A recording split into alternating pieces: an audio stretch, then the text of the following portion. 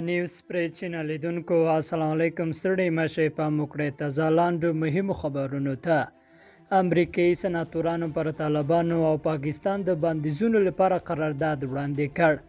د امریکا په سنا مجلس کې له شلو زیاتو سناتورانو پر طالبانو د بندیزونو لګولو قرارداد د جرګې ته وړاندې کړ.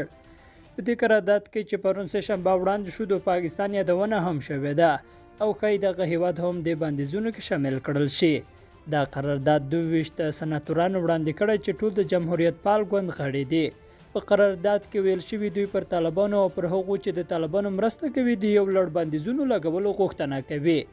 د قرارداد کې چې په افغانستان کې د ترهګرۍ ضد مبارزه څارنې او محاسبه نوم ورکړل شوی وړاندې شوی چې امریکا باید په ملګرو ملتونو په خپل امریکا کې د طالبانو هیڅ غړی د افغانستان د سفیر او استازي په توګه ونه ماني.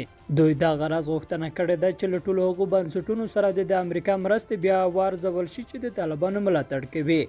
په قرارداد کې د امریکا له ولسمشر غوښتنه شوې چې د هغو ټولو اقتصادي او امنیتي ګواښونو تفصیل د وړاندې کړي چې روسیه، چین او طالبانو یې د سویلي او مرکزي اسیا هیوادونو ته پیښولی شي. د پاکستان ترڅنګ چین او روسیه له طالبانو سره ښې اړیکې لري خو لا یې رژیم په رسمیت نه ده پیژندلی. واک ته د طالبانو له رسیدو وړاندې هم د هیوادونو له طالبانو سره توده راشه درشه لرله او امریکا ته د اسلامي امارت خبرداری د افغانستان د هوایي حریم نقض به بعد پایلې ولري. طالبانو د افغانستان د هوایي حریم د نقض په تړاو امریکا ته خبرداری ورکړی دی.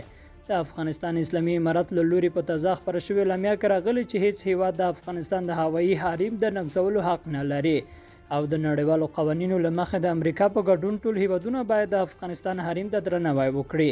سرچینه کاږي چې دوی د همګړۍ پر ټول هیواد کنټرول لري او د هیواد د ځمکنۍ او هوایي بشپړتیا د ساتنې مسؤل دي.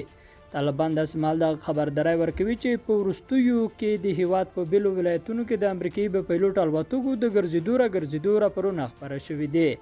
لیدونکو له ملتیا مننه، ښې چارې.